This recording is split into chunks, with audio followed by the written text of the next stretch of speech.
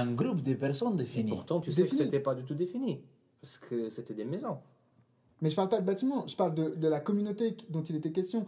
Mais l'Épître aux Galates, Ouais. il n'avait pas une église, c'était une région, la Galatie. Ouais. Ouais, mais il y a écrit l'église des Galates. Il y a écrit l'église qui est dans la maison de cette personne. Donc c'est une communauté justement. définie. Mais pas que. Il y a des fois que la carte il est beaucoup plus ouverte, la lettre, pardon. C'est-à-dire Pierre, on a étudié 1 et 2 Pierre, Pierre il fait une lettre très ouverte. Oui, mais est-ce qu'il dit l'église à ce moment-là? Non. Non. C'est ça que je dis. Non. On a le sentiment, Mais quand ils utilisent le mot église, ils parlent d'une communauté définie. Quelque chose de précis. Tout à Qui fait. n'est pas nécessairement associée à un lieu, quoique ça pourrait être le cas, mais la communauté est définie. Mais je suis d'accord avec ça. Hein. Moi, ma position c'était, mais il n'y a pas un lieu défini. Ça, je suis d'accord. Et moi, je suis d'accord avec, à partir du moment qu'on se réunit, qu'on est 3 et qu'on appelle le nom de Dieu et qu'on appelle l'Esprit Saint pour qu'il soit parmi nous, ce lieu-là, il devient un lieu saint. Oui, par la Mais- présence des personnes qui sont là. Tout à fait, tout à fait. Surtout Donc, par la présence de Dieu qui est là. Oui, mais parce que ces personnes sont là, Oui. réunies au nom de Dieu, Ah, Dieu est au milieu d'eux. mais pour moi, c'est très important. Parce que c'est là, il empêcherait d'avoir beaucoup de problèmes pour lesquels les gens après, ils disent « je n'ai pas envie d'aller dans cette église ». Parce qu'il identifie l'endroit, le lieu des cultes avec l'église. Et c'est pas ça. Et moi, j'aimerais insister, en tout cas, c'est ma position. L'église, il n'est pas ces bâtiments ou ces lieux de rencontre. Donc, si nous, on reste sur cette idée que c'est une assemblée, que c'est un groupe de chrétiens qui s'est réunis pour quelque chose en particulier, à partir de ce moment-là, l'église, il peut être soit dans un temple, soit dans une maison, soit en nature, c'est-à-dire, c'est nous l'église. Mais c'est défini. C'est-à-dire de dire juste que, ok, quand j'invite ma famille et mes amis, on fait un début de sabbat ou une méditation ou quoi, de dire ça c'est l'église, pour moi, c'est pas le cas. C'est vraiment mon sentiment en lisant le Nouveau Testament que l'église est définie. C'est-à-dire, ce serait le cas si ils se réunissaient régulièrement et si en dehors de ce moment-là, ils faisaient des choses ensemble. Mais sur quoi tu t'appuies pour mener ça? Je comprends ce que tu veux dire. Parce qu'il dit toujours, c'est l'église qui est dans ta maison. Il parle toujours, on a toujours le sentiment qu'il parle à quelque chose, qu'il parle de quelque chose de défini. Il y a toujours une communauté derrière. Et tu vois, Pierre, par exemple, il parle. Mais pourquoi, si tu étais avec ta famille et tu te réunis tous les sabbats et tu veux ouvrir une nouvelle église Bah là, et oui. tu es avec ta famille, avec des personnes, Parce que pourquoi t'as un ça va projet pas à être long- une église? Ça pourrait, dans le cas que tu viens de dire exactement, pour moi, hein, je suis pas. C'est pas moi qui fais les choses. Mais pour moi, oui, là, ça devient une église. Parce que tu as une volonté de communauté. C'est pas juste, tu vois, ce que je veux dire, c'est que on peut pas dire juste parce que les gens se rencontrent, au moment où ils se rencontrent, c'est une église. Mais C'est ça une reste église. quand même très vague. Parce que là, l'exemple qu'il te donne, c'est voilà, si on se rassemble avec un but de construire une nouvelle communauté, là on est église. Mais si on se rassemble juste avec le but d'adorer, là on peut pas dire qu'on est église. Pourtant, les membres qui sont dans la maison, ils appartiennent tous à l'église invisible. Ça, c'est sûr et certain. Et ils appartiennent à une église visible aussi. Ils appartiennent à une communauté. Qui peut être la maison. Ou qui peut ne pas. Enfin, pourquoi est-ce que moi je pense que c'est important? Parce que je pense que pourquoi est-ce qu'ils ont décidé de se donner un nom? Ils auraient pu ne pas. Typiquement la synagogue c'est pas un lieu de culte. D'accord, la synagogue c'est un lieu communautaire. C'était les juifs qui voulaient vivre leur sabbat ensemble, surtout quand ils étaient à l'étranger, parce qu'il y avait l'exil et tout ça. Ils avaient besoin d'un lieu pour être entre eux, c'est tout. Donc c'est ce côté, c'est se retrouver ensemble pour être ensemble. Centre social. Voilà, c'était Spirituel, communautaire, social. centre social. Même pas forcément. Si tu vas dans une synagogue aujourd'hui, tu pourrais être choqué de voir que tout le monde parle pendant que le mec fait sa prière. Dans certaines synagogues, tu vas à Jérusalem, des amis qui sont revenus m'ont raconté, c'est terrible, ils sont choqués. On ferait jamais ça ici. Mais les gens te répondront, oui, mais c'est pas un lieu de culte. Juste pour dire que les gens ne savent pas qu'est-ce que c'est ici quand tu fais comme ça. Ici, l'église de Collonges. Enfin, je veux dire ici chez nous. Ici, Ouais. est-ce qu'on nous on a l'idée de lieu de culte, c'est ça. Mais c'est une synagogue, c'est pas le cas. Et du coup, quand les chrétiens ils ont décidé de se donner un espèce de nom qui allait organiser. Par exemple, dans la Bible, on nous dit c'est là la première fois qu'on Ils ont été appelés. qu'on était appelés chrétiens. Mais il n'y a aucun endroit dans la Bible où on dit c'est là la première fois qu'on a décidé qu'on allait appeler le lieu où on se réunit église. Pour eux, c'était naturel de dire c'est une église. Pourquoi? Parce qu'en fait, c'est une communauté qui devait se multiplier. Mais- Et donc, il fallait pouvoir la définir pour pouvoir la multiplier. Mais moi, j'aimerais quand même maintenant ouvrir un deuxième chapitre. C'est que lorsqu'on on parle d'église dans la Bible et tout ça, il y a plusieurs reprises, il y a justement la mention. Mais c'est vrai que l'église telle qu'elle on a aujourd'hui, avec un bâtiment qui est assez neutre et qu'on va tous adorer, il n'existe pas du tout dans la Bible. Ce sont des maisons de personnes. Pas Ouais. du tout. Alors, comment vous expliquez Tu ce sais quand est-ce qu'on a passage commencé à adorer dans des temples, les chrétiens? après la conversion de Constantin? Constantin. Ouais, exactement. Donc on a réquisitionné les Vers basiliques. les années 300. Ouais. Après 313. Quand la religion chrétienne est devenue officielle dans l'Empire romain, on a réquisitionné les basiliques, qui étaient des lieux où on faisait du commerce et du droit. C'est là où on gérait les affaires. Les petites alvéoles que vous avez dans les basiliques, à l'époque, tu avais un notaire ou un clerc, enfin je sais pas exactement le détail, mais c'est là où on gérait les affaires. Bah, quand c'est devenu chrétien, on a viré tout ce monde, on a gardé le concept de la basilique avec le soleil qui se lève, etc., avec la personne au bout qui est le responsable, et on en a fait des lieux de culte. Mais à la base, effectivement, c'était des maisons. Mais après, pourquoi c'était des maisons? Parce qu'ils avaient que ça, ils étaient dans l'illégalité. Bien sûr. Mais là, on est tous d'accord. Mais je pense que là, maintenant, après notre débat, je pense que pour tous les trois, c'est clair que l'Église s'est assemblée de Christ, qu'il s'est réuni avec un but particulier, à long terme, on pourrait dire, si je résume bien ce que tu as dit, avec un but précis. Pour moi, il doit y avoir la communauté qui est définie. Donc les individus doivent pouvoir. Donc les individus doivent pouvoir s'identifier à la communauté et la communauté doit pouvoir identifier les individus comme étant membres de cette communauté. Ok, ça me va. Par contre, tous les trois, on est d'accord qu'Église, ça n'a rien à voir avec temple, la notion de temple dans l'Ancien Testament. Alors ça n'a rien à voir et en fait pour moi, les gens du Nouveau Testament ont juste... je sais pas comment on pourrait dire. Moi, je suis complètement d'accord. Ils ont récupéré la chose C'est-à-dire- et ils l'ont transformée pour moi. Pour moi, s'il y a un parent proche de l'Église d'aujourd'hui dans la Bible, c'est la synagogue, c'est jamais le temple.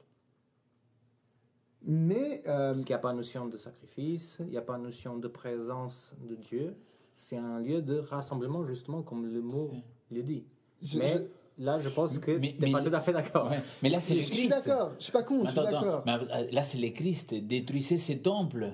Et on Et trouve je chose, le je vais le rebâtirai. reconstruire. Bah, voilà. Donc il le reconstruit, Oui, mais de qui il parle? de lui-même. De lui. Lui-même, Et comment on comprend? Parce que Paul, après, il dit, c'est vous le temple du Saint-Esprit. Exact. Et donc, tu vois, c'est pour ça que j'ai fait vraiment la distinction entre temple, lieu saint et église. Pour moi, ce sont trois choses complètement différentes. Et c'est ce que je disais au commencement de notre discussion. Les chrétiens, aujourd'hui, je ne parle pas que des adventistes de 7e jour, je parle des chrétiens en général, ils mélangent les trois termes. Ils mélangent temple, ils mélangent lieu sacré, ils mélangent église, ils font un tout. Et c'est pour ça qu'il y a tellement de discussions aujourd'hui parmi nos jeunes, parmi les adultes, parmi les moins adultes, parmi tout le monde. Pourquoi? Parce qu'on ne se met pas d'accord par rapport à ces trois termes. C'est mon opinion. Hein. Moi, je vous dis, si on rentre dans une église catholique, vous avez eu l'impression, vous allez faire du tourisme, tu rentres dans l'église catholique, même si tu n'es pas catho, et même si tu es athée, tu vois, tout de suite tu as un truc de révérence. Il faut pas. Pourquoi? Bah, Des fois c'est écrit. Hein. Bah oui, des fois c'est écrit, on lève les casquettes et tout. Mais chez nous aussi, des fois c'est écrit. Mais... Oui, et ça ne fonctionne pas. Ouais. C'est-à-dire, pour moi, il y a un mélange. Mais c'est vrai. C'est vrai, c'est vrai. Mais tu me dis un truc qui me parle énormément parce que mon église d'enfance, elle avait écrit temple adventiste. Donc comment tu vas expliquer aux membres de cette église que c'est pas un temple. C'est un lieu de Parce que rassemblement. tu vois, si c'est un lieu sacré, et souvent, ceux qui adhèrent pour cette théorie-là, ils disent oui, mais comme Moïse il était avec Dieu dans les buissons ardents, à ce moment-là, Dieu lui dit il faut que tu enlèves ta sandale parce que le lieu dans lequel tu es est sacré. Et donc, il te cite ce texte-là pour te dire bah voilà. Et j'ai dit oui, mais si on fait une interprétation littéraire, alors on doit faire comme chez les musulmans, chez les japonais, on enlève les baskets avant de rentrer au culte. Parce que c'est le temple de Dieu, c'est le lieu sacré. Et j'ai dit que Christ, il a mis fin à cette histoire-là. Quand il a dit, ah voilà, vous détruisez ce temple, en 3 jours, je vais le reconstruire. Il parlait de lui parce qu'il comprenait que le temple, c'est nous qu'on accueille Dieu, pas un lieu. En même temps, tu introduis le thème de la révérence, finalement. Finalement, notre notion de révérence va avec notre définition d'ecclésia, d'église. Oui. Donc, si finalement l'église n'est pas le temple, alors j'ai pas besoin de m'habiller avec une cravate, alors j'ai pas besoin de parler doucement, alors j'ai pas besoin de faire beaucoup de choses que souvent on impose depuis petite enfance. Écoute, là, c'est là que... Je provoque. Pour moi, on va arriver à ta question de départ de pourquoi est-ce que je dois venir à l'église? Mhm. Pourquoi je ne peux pas rester chez moi? Et pour moi, s'il y a des personnes qui aujourd'hui ne vont pas venir à l'église, c'est parce qu'ils ne se sont pas identifiés avec cet endroit-là. Peu importe lequel, hein, mais soit catholique, protestant, évangélique, il y a des gens qui disent bah, ça ne me correspond plus, ça ne me parle pas. À mon avis, parce qu'il y a le mélange de ces trois mots, mais aussi parce qu'il interprète tout mal.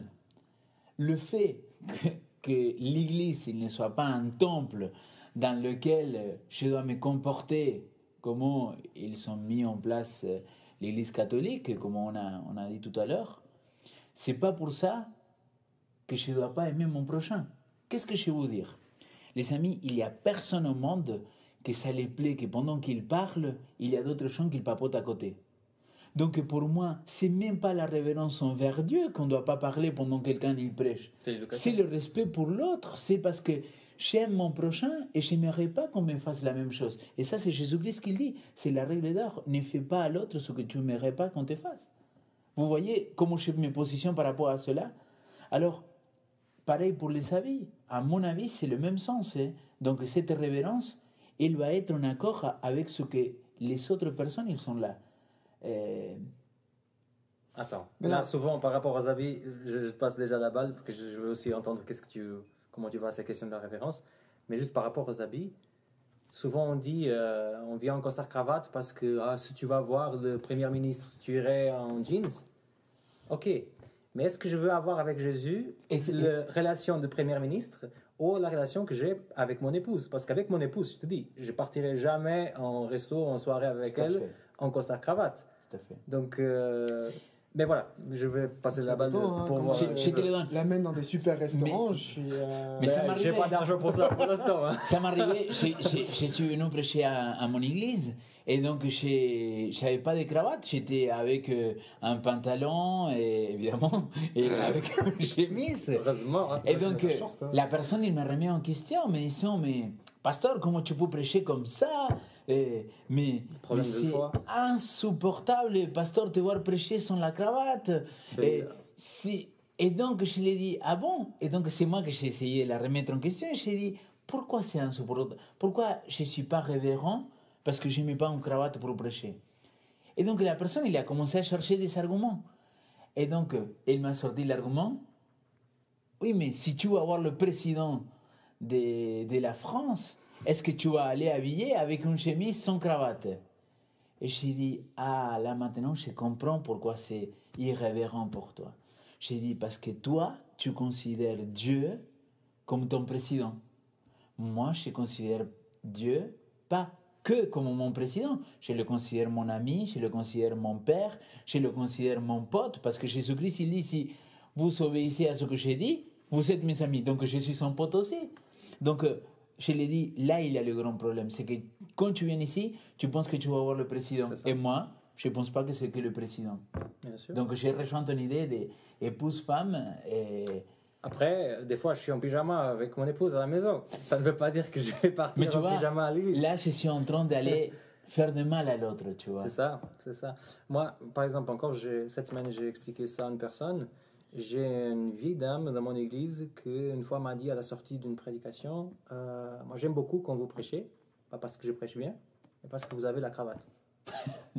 Et quand même, c'est une des personnes plus âgées de notre église, ça m'a fait tilt, quoi, parce que je me suis dit, si je porte pas ma cravate, cette dame-là qui a donné toute sa vie à l'église, elle va se sentir très mal. Donc, à moi, qu'est-ce que ça change de prendre une cravate? Ça me change rien. Bah, je perds 3 minutes, bon, ça dépend, je sais, je fais bien le nœud, mais je prends 3 minutes et voilà, je pars avec ma cravate. Et Mais c'est ça, c'est pas la cravate qui va te faire que ton message il va être plus puissant ou moins puissant. pour elle, peut-être. Sans moi, il reste le même. Mais C'est ça. pour elle, peut-être. C'est ça. Tu vois? Mais Ben, pour revenir à ce que tu disais la révérence, tout dis-moi. à l'heure, si tu n'es pas révérend pour le lieu, puisqu'on s'en fiche, tu es révérend pour la communauté. Exact. Puisque si le Ouais. lieu n'est pas l'église et que c'est la communauté qui est l'église, dans ce cas-là, tu deviens révérend pour la communauté. Moi, je suis Et d'accord. c'est pour ça que d'un pays à un autre, tu vas pas venir en costume. C'est tellement stupide que les Occidentaux imposent aux autres cultures le costume cravate, puisque c'est un de chez nous. Moi, par exemple, je viens de moins en moins à l'église en costume cravate. Si je dois aller prêcher, j'irai prêcher en costume, pas en cravate, mais en costume, parce que par respect pour les gens qui sont en face de moi, je sais que c'est ça qu'ils attendent. Et que moi, ça me dérange pas, comme tu disais tout à l'heure. Mais je viens de moins en moins à l'église en costume. Pourquoi? Parce que dans la semaine, je suis en costume. C'est ça. Moi, le costume, ça me rappelle quand je vais voir mes clients. La vie du travail. Alors les autres, peut-être, ils font autre chose de leur vie et quand ils viennent en costume, ils ont l'impression d'aller voir le président. Mais moi, quand je viens en costume, j'ai l'impression d'être en mode boulot. Mais les gens, ils disent, il faut que tu mets tes meilleurs habits pour venir à l'église.